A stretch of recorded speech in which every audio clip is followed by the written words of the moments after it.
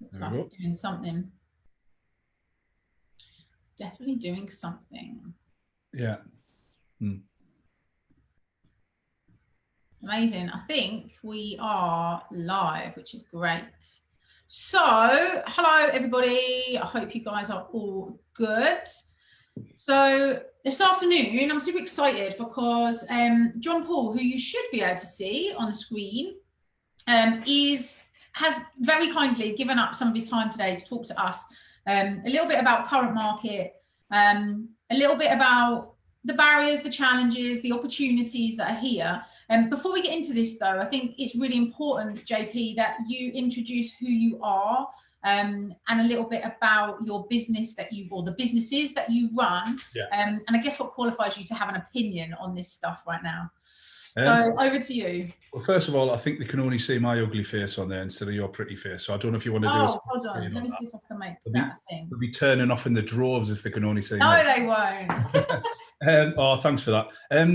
So yeah, I'm John Paul, or JP as everybody might know me. Been in the lettings game as a business owner for about 11 years now. Grew to a 10 branch network in the northeast of England. Manage a couple of thousand houses, sell about 500 properties a year. And the best thing is I don't do any of it. I've got an absolutely amazing MD, really good management team and senior management team as well, who just run it for me. So yeah, we started off as lettings. We've grown into sales. We've started acquiring estate agencies. We had an 8-branch estate agency all but sewn up about 2 weeks before the lockdown. Price agreed, finance agreed. Halfway through legal due diligence, and then boom. So cheers, COVID. Thanks, mate. Thanks for that. So yeah, that would have been a big in, but you know what? We spoke to the seller. We're going to revisit it, and you know, we're quite on the acquisition trail moving forward. So that's us. It's just all property related. I teach and train letting agents and estate agents. We do property sourcing as well. So our whole business is purely around you know, just property. Thank you for that. I think I'm always astounded by what you do. I think it blows my mind. You've done incredibly well, and I think part of that is just the way that you think as a businessman, and you've got this very strategic brain in the way that you approach things. I think, which certainly inspires me, and I'm sure will be a lot of value to the guys that are going to be watching this, listening to this. So. I guess my first immediate question, the question that most people are asking at the moment, is how has COVID-19 impacted your business? What's like the tangible impact look like for you? Oh, massive, huge, 100%. It's huge, but it's not necessarily the situation that defines you as a person or the company. It's how you react to the said situation. So if I sat on my butt and did nothing about it, then it would have destroyed us. Absolutely, 100%. But you know, from a training point of view, I got ahead of it. From a company point of view, we got ahead of it. You know, we set our business up in such a structured fashion that when it hit, yes, it was a pain in the arse that we had to send people home with laptops and computers and stuff like that. But because of the technical structure, if you like, the IT support, it was easily done. There was a lot of burning the midnight oil with my MD and a few of the managers and stuff, and saying, right, well, who we're going to furlough, who's this, who's that. And we very quickly realized that we could furlough even some of the managers. And some of the managers, when you've got a good team, the solutions present themselves a lot easier than what you think. And some of the team were coming to us and saying, look, I know I'm the manager of this branch, but it's a lettings branch. There's very, very few sales going on. My background sales, I'm not the right person to manage this portfolio.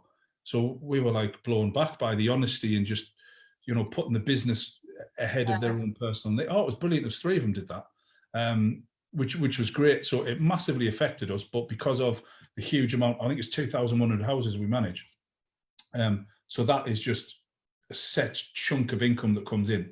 We had a very, very good start of the year as well. So we had a lot of pipeline coming through from lettings and from sales. So from people wanting to move in who signed contracts or who had put offers in.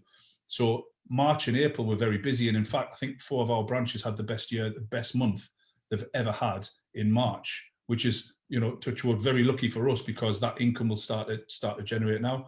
Now we're just seeing the sales are just going bop, bop, bop, put on hold. But that's the important thing. It's on hold. It's not like, there's a few falling through, obviously, like, you know, people impatient, or their job's being impacted, so they can't get the mortgages anymore. But in the main, the majority are just put on hold, like hibernating. And that's the way we're looking at it. We're hibernating as a company, and it's not. I take solemn in the fact that the whole country's the same.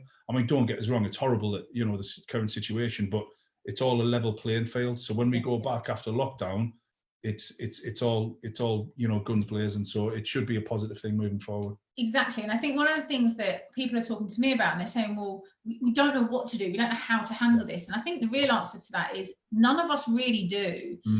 You know, and you've got, let's say we've got your business, my business, you'll have all your competitors' businesses. It's not like your business can't trade and everyone else's can.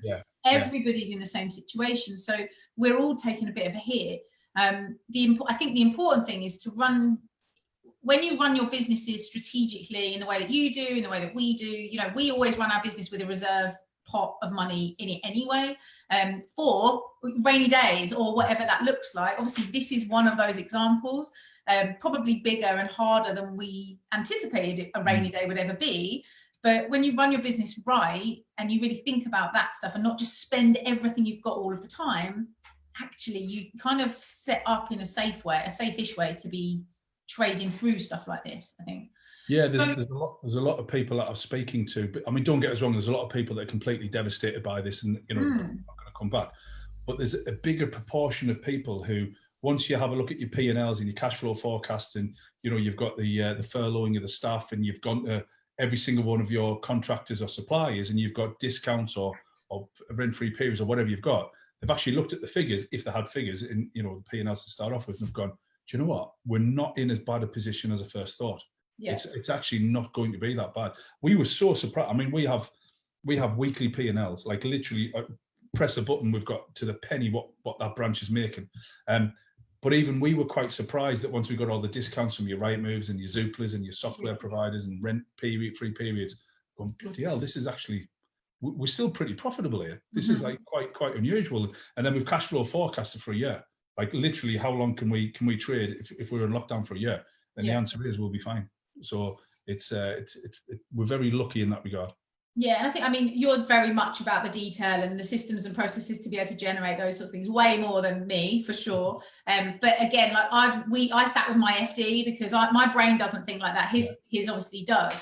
And I sat with my FD and we looked at how long can I trade for if I didn't bill another penny other than what we're billing now, and we're good for over a year, so we're okay. But it took making good choices historically to get to that point. So let's assume that wasn't the case, because there's lots of people be watching this who are brand new, like just started sourcing businesses, maybe just took their first rent to rent on, like we're trading their first package deal right now, as they're sitting sort of effectively shitting themselves about what they should do next. What, as a very experienced businessman, having traded through also the last recession and the market wobbles and things like that the last 10 years have done, what would be your advice to them at the minute? Well, the first thing is stay visible. So still get yourself out there. So the first thing that people do in times like this is to cut the marketing. Now, I'm not saying don't cut the marketing, but I'm saying don't destroy it. Because when you come out of this, if your competitors haven't seen, effectively you're pulling the shutters down on your shop. Now, if your next door is open and he's got all these fancy lights and discounts and come on in when it's over, not just quite yet, just wait. You know, in 3 months' time when we're, hopefully 3 to 4 weeks, 6 weeks out of this, then they're going to go to your shop because you're the one being advertised. I'll put my shutters down. I'm behind the 8 ball. I'm not going to be in that position again. So stay visible. Have those conversations with your contacts, but don't sell. It's people are saying we should be selling. We shouldn't be selling. We should be connecting. So there are a couple of phases that we should be in at the minute, and one we're in the help phase. There's a really good content writer called Jerry Lyons, who does content for the estate agency industry, and he says the 3 phases are: we're in the help phase, then we go to the hope phase, and then we go to the happiness phase. So at the minute, we just want to help people. Literally, you know, I've come on this to help you guys. I did a one literally 2 hours ago to help another friend of mine. So we're helping as many people as we can with no agenda. Genuinely, you know, I won't get business out of your guys, and I don't want business. I'm generally just coming here to help. So if you're just picking up the phone to your potential leads, your vendors, saying, hi, how are you doing? Not like, do you want to sell your house? Is there anything I can help? And then Fred or if Sarah's going to turn around and say, hey, I've just had that nice Northern Monkey on John Paul. He's just asked me how I am.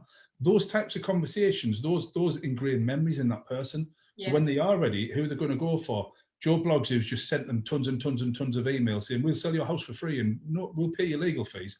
Or, you know, it was at JP, he asked how you were doing. Offer advice as well. Make sure you know what you're talking about. So if you know, are you is the person self-employed? Do you know you can get this grant? Do you know about the furlough scheme? They probably do, but it doesn't hurt just trying to re-emphasize that. So that's the help phase. When we go through the hope phase, and I don't know when that is, but that's a little bit more where you can say, look, things are going to get better, you know, quote economists, etc., etc. This is what the potentially the world could look like. And then once we get out of this and hopefully the property market gets back to the norm, that's the happiness phase. And that is back to normal again. And that's when you can do it. So your marketing doesn't stop. It just alters. I mean, we are pumping out, if you go to the Castledine Facebook page, we're putting out, we've never put out so much social media. We are generally putting out an article a day, maybe 2 a day. It's Easter egg competitions. It's can you draw the NHS rainbow competitions. We're giving free Disney, you know, the Disney Channel for a year. We're doing giving away free barbecues. It's, you know, B&Q are making a fortune out of us. But it's if they're open, that is. But it's all about just helping people and just raising your profile. I think I couldn't agree with you more. And one of the things that like we talk about a lot is the difference between business brand, personal brand, and the importance of being visible, having an opinion, and helping people to effectively make a choice to want to work with you, as opposed to pushing sales all the time. Like help your client buy rather than force them to sell to them to buy. And I think, you know, I mean, I'm a salesperson, I'm a business person, and I'm sure like you will never apologize for making a sale in business, but we do it in a way that is, if we can satisfy the need to to fix a problem for them, why wouldn't they work with us? Why wouldn't they choose to work with us? And that's, I think, something that being in lockdown has certainly given me. I don't know about you, but where I'm not getting lots of trains in and out to London, where I'm not having meetings for the sake of meetings, which now I will never be doing again, by the way, I'll be doing Zoom forever. I've got a bit more time. It's allowed me to create additional content. It's allowed me to get on Instagram a little bit more. It's allowed me to create, like I'm doing a 5-day challenge for people in terms of their like building relationships with investors, which I'm running next week for free, just to help them to understand that. I'd have never been able to put that together if I was super busy with normal life. So I think at a time when we are up against it, in theory, we've got this opportunity to be more visible, to be more there for our prospects and our clients. And ultimately that will lead long-term into better relationships, which will drive more business. I cannot agree enough. It's all about building relationships. So when we talk about prospecting to other estate agents, I ask one question, and it's a case of, what is the goal of prospecting? 99.9% of people saying to make a sale. I went, no, you're wrong. It's to further your relationship with that person, because not everybody is right to buy off you now. However, this is why I am not into this American BSS, like buy, and, you know, urgency and scarcity. True urgency and scarcity, fair enough, but none of this. And I don't want to get into the conversation about the wealth creation. It's for a different time. But the principles of why I won't get like that are what we're talking to you about now. It's about relationship building. The amount of times people have said, "Oh, he seems a canny lad," because I speak my mind, I swear a bit too much, but I'm genuine in what I say, and people buy into that. And I don't know if it's the Northeast accent or the Northeast people in general, but a lot of our staff get that as well. And we get so much business. In all 10 branches, we are the #1 according to Rightmove for lettings. We get more properties on than anyone else. And in the sales, we're always in the top 2 or 3, always. And we don't have the most experienced staff. In fact, we get people out of the industry. One of our newest manager, who's absolutely crushing it, came from a call center. And so she's got 1 or 2 of her own sales properties, rentals. But because she's got that good attitude, and she's definitely a people person. So when she's going out there, she hasn't been taught that, like the corporates teach you, the smarmy, you know, close sell and reciprocity sales and all this sort of crap. She's just like, look, I'd love to work with you. So would you like to work with me? And they're going, yeah, I'd love to. Brilliant. So can we sign you? Nothing like BS. So I think now is the time to have that genuine relationship building with our clients.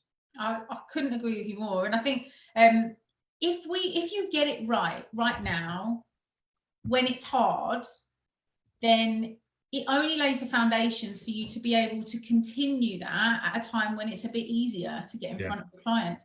You know, if you can make it work when it's at its hardest it can be, it only sets good solid kind of foundations for the future, doesn't it? Totally. And this is the time, and I accidentally came up with this phrase, but I truly believe in it. How we act now is the way that we are looked upon when we get out of this. Totally. If we act with integrity now, and we're exactly what we've said, and we're trying to help and serve people. And I make no apologies for using that word serve. I know you've got the anti-property gurus and stuff and go serve and client and bullshit, but it's true. You want to help serve. If you come from that place of where I genuinely give a shit about somebody, and if I earn money, that's a bonus, then you'll do well. And if you do that with, it's very easy to transpose your game, property sourcing, because one, we do a bit of it, but also it's exactly the same, but for residential properties. And we sell to people, we'd say to people, if people don't want to buy from you, if they don't want our services, wish them the best of luck. Literally say, I genuinely hope you get the result you want, and then just walk away and we'll stay in touch. And the amount of business we've got off the back of other people overvaluing it, filling full of crap, not doing what they said they were going to do, poor communication, and we come in on a white knight like a shining steed, and guess what? The one thing they never ask, can you discount your fee? They never ask that. It's almost, yeah, can you help us now? I wish I chose you in the first place. So we have a similar thing from like an investor's perspective, because so I make no apology for the fact that I'm definitely not the cheapest. I don't want to be the cheapest. I've got no interest in that market. But also because of the size of the business, I have to charge VAT, and most startup sourcing companies don't. So I'm naturally 20% more expensive to a standard investor who's buying in their personal name than anybody else in the market, or the smaller players in the market. But we have investors come to us and I'll say, well, that's the price. And they'll say, I'll buy from somewhere else. And then they buy a deal that doesn't stack, they lose money, and then they come back to me and say, I wish I'd gone with you in the first place. And it's crazy, isn't it? Like the short-sightedness sometimes of clients. But when a client says no to me, I don't say, oh, well, fuck you then, I'm not, like, go away. I say, no problem. Like, we're here. If you want to work with us in the future, we're here. Come to me when you're ready. And they usually come back when someone else drops the ball. Yeah. And they will do. And there's a good saying, cheap agents aren't good and good agents aren't cheap. Yeah, exactly that. You pay for what you get. And there was a really good phrase I read the other week where, you know, if you go out there and you say to the guy, oh, you're charging me 1.5%. See, it was like a £100,000 house in the Northeast, and we're charging our minimum fee is 1,600 quid. And say somebody will come and do it for 1,000. And I'll say, well, what did they start with? Well, they started at 1,600 quid. So they dropped their price from 1,600 quid to £1,000. Right, okay. So you paying them based on their discounting fees or their negotiating fees? Because what I won't do is, you as my client, I won't drop the price of your house just to get it sold. I'm going to get you the best price possible. Now, they've dropped their price. So what are they going to drop, you know, when they come to negotiate your sale? So you're proving your worth and your value. We just ingrain that in our staff, and we say, listen, people will buy on price because that's the way we are. We want what we feel is the best deal, but that's not for everybody. You know, not everybody wants to drive a 20-year-old Ford Cortina. Some people want a Mercedes or a BM or an Aston or a Rolls Royce. We're not a 20-year-old Ford Cortina. It's absolutely, I find it fascinating. So when all this sort of started, like 5 weeks or so ago, I started seeing people online, mainly trainers, some property, some other industries, who all of a sudden were giving away for free what a week before they were selling for like $2,500. And I was like, first of all, you completely like alienating all the clients that up to this point have paid $2,500. I was like, how dare you do that to them? And second of all, you're going to go bust. Like, why would you devalue your own product, your own contribution? Like that, it blew my mind a little bit. I don't really understand that. But no, I've seen a lot of that. I've seen a lot of people who have all of a sudden given it away free. Don't devalue what you do. Just give more value to what you do. Absolutely. So a lot of what I did for my estate agency and letting agency, I could see the way this was going. So I just said to everybody, I'm going to defer 50% of what you pay. And you still would, because I'm going to be working harder than ever. I'm going to be doing more online courses, more online coaching. My phone's never going to be off the hook. I've done 6 already today, online coaching courses to my clients, and I've got 7 booked in tomorrow. I've never worked so hard in helping people get through this time. Now, to be fair, it is sort of tailoring off now as people are getting used to the new way of working. Yeah. But you just deliver more. You just deliver a lot more value for them, and you help them get through this. Yeah, and like I said to these guys this morning, like I did a live in here this morning, I was saying, like, I've got slots every week at the moment with just like 15-20 minute strategy calls, and not things that they need to pay for, but just an opportunity to just pick a brain of somebody else that's running a similar business that might just be able to just think slightly differently about how they're approaching a problem that might just help. Like, I'm trying to do that as much as I physically can, whilst also keeping my own business running. So let me ask you a question about lettings for a minute, because I know there's people in here that will be Do we have to? We can just for a little minute. All right, go on then. I thought we're keeping this conversation interesting, that's all. There'll be people in here that are really interested about this, because there's quite a lot of rent-to-rent operators in here dealing with like tenants. So 2 things at the moment. How are you dealing with things like viewings and move-ins and move-outs? Have you sort of set up a process that's worked, or have you just stopped it on its head? No, we set up a process that works. We've got to balance out with what the government guidelines are. However, we've got a business to run. So the government guidelines are quite vague. It's effectively, don't go out, but if you have to. Don't go to work, but if you have to. Don't do this, but if you have, it's very, very vague. So we're just taking the social distancing in. We won't visit a property unless it's been empty for at least 72 hours. We won't show people around the property. We'll go in, open the door, go back, sit in our car, let people go in. We've predetermined that this is the phone. We've pre-given them a phone number. So as soon as they get in the car, we phone them. What do you think? Do you want to take it? That's probably about 20% of the viewings we're doing. The rest of the viewings we're doing virtual viewings. So we've got what we call, it's a big Matterport camera. It's a huge bit of kit. We've got a couple of these in the business, and it's the 3D tours. It's phenomenal. It's not cheap. There are a lot cheaper versions on there, but we're on about Rolls Royce. This is like the Rolls Royce of whatever it does. So we're doing a lot of that. Again, move-ins, we're doing it social distancing as well. So we're basically emailing them everything. We've got key locks as well, or somebody's in the office. They're literally sitting 15 meters away with all the paperwork. Our guys go and sign it and stuff. They've gone out. So we're never closer than 4 or 5 meters. But again, that's only if they've been they've viewed the property before. Key workers, we're moving a lot of them in as well. So we're helping a lot of the locals, and we've got a lot of LHA type properties. So, like, unfortunately, domestic violence has taken quite a nasty increase. Crazy. I think it's 35%. Well, it was up by 150% at one point, wasn't it? No way, was it really? Yeah. So I can't remember the lady's name, but she was on the like the actual announcement, like the 5 p.m. announcement on things. She said at that point they'd kind of seen an increase of 150% in reported suspected domestic violence issues, which shocking. I mean, so I feel very lucky to be like at home in my house, because I'm very happy in my house. But I'm also really aware that there's a lot of people who are being at home, like children being at home with their parents, and husbands and wives being at homes with their husbands and wives. Is a really unhappy place, and I can't imagine what that's like for people at the minute. Yeah, we do get a lot of people coming in saying, "Look, I need a house. I'm leaving my husband," and we get that in good times. Yeah. So just imagine, what would be happening now. We've got like a live web chat on all our websites, and I get a copy, like a weekly thing, just to see how it's going. And you can definitely see, I need to get out this house. What can you do? Are you still helping with lockdown and stuff? So we're still doing it. We're just being incredibly sensitive about the situation. Our staff, none of them are forced into it. They've all got the gloves and, the hand sanitizers and the masks and all that sort of stuff. But look, as long as you follow the rules, as long as you follow the social distancing, you're sensible about it, then, it's fine. It's not against any government guidelines. I know some people are literally, and listen, I respect them for not doing it. Just don't get in my ear roll saying I'm not allowed to do it when I clearly am. Yeah, I think so. We're of the same kind of opinion.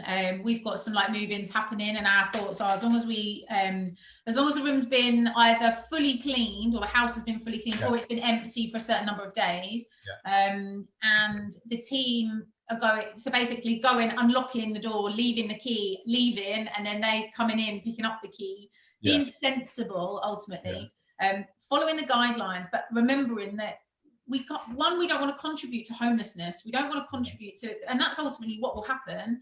If we all stop buying and selling houses and we all stop renting houses, we're just going to end up with loads of people homeless, which can't happen. Yeah. And we as an industry have to keep functioning. There has to be some degree of that, but you're right, we have to be respectful of the guidelines, and as long as you're doing that, I think that's fine. I was interested to know whether your opinion was the same as ours, but yeah, it is. It's just common sense as well. It's not, you know, people are dying, I get that, but if you, and I'm not going to get into the argument about underlying health, you know, issues or anything like that, but if you just do it with sensible and get a lot of common sense, unfortunately common sense isn't common practice. So, you know, you won't be shaking hands. We don't, just stay a good distance away and you should be fine. Yeah. Okay, cool. So where do you think the biggest opportunities lie in 2020? So we're going to come out of this. So we have to come out of this at one point. And again, I was watching somebody talk about this the other day, and he said effectively it's like a garden hose at the minute. So somebody's grabbed it, and all this pent up demand and wanting to buy is just building up and building up.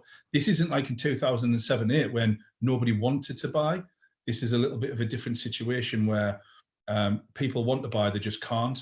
You know, lenders aren't lending as much. You know, Barclays brought out 100% mortgage the other day, but in the main, you know, you can't get surveyors out. You can't. That's the issue. That's the bottleneck we're seeing. Yeah, it's because, let's be honest, surveyors tend to be of an older demographic, which demographic is self-isolating. Yeah. The older demographic. So it's the same. That's why the courts have shut down, because the judges are all self-isolating. Yeah, absolutely. Yeah. So when people say, "Oh, they've done a good one," I think it was political, and this is just my opinion. I'm not speaking of anybody else. Disclaimer.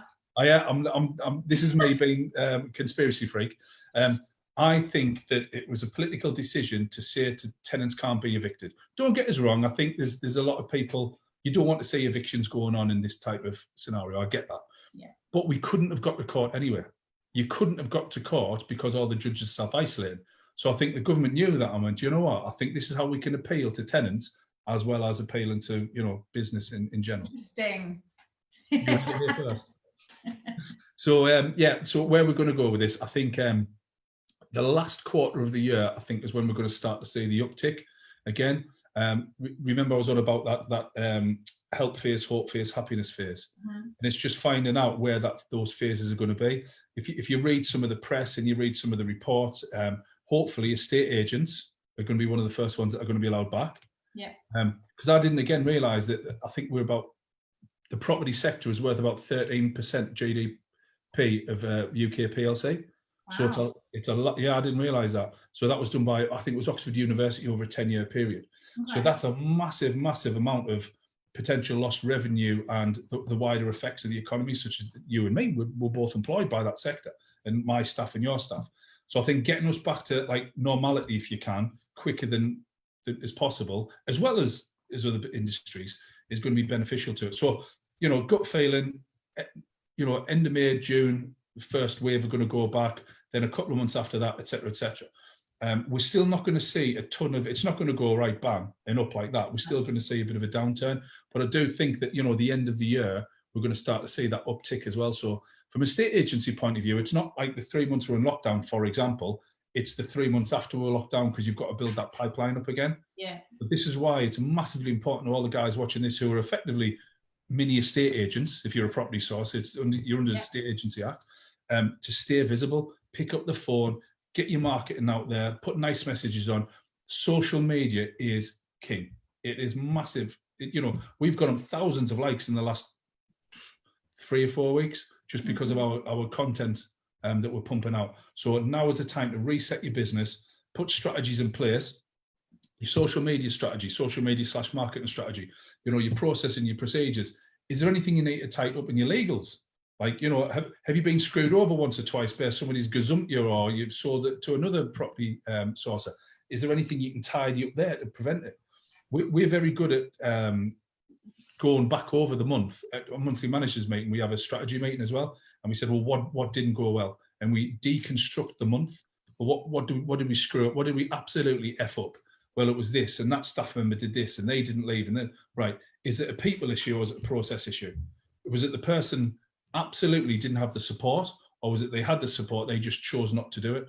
and then you sort of just address it. So now again, just go in your business, look at all the bottlenecks, the holes in your business, and just plug them and make sure the whole system runs as perfect as you can. Because when you get out the end of this, it's going to be a land grab.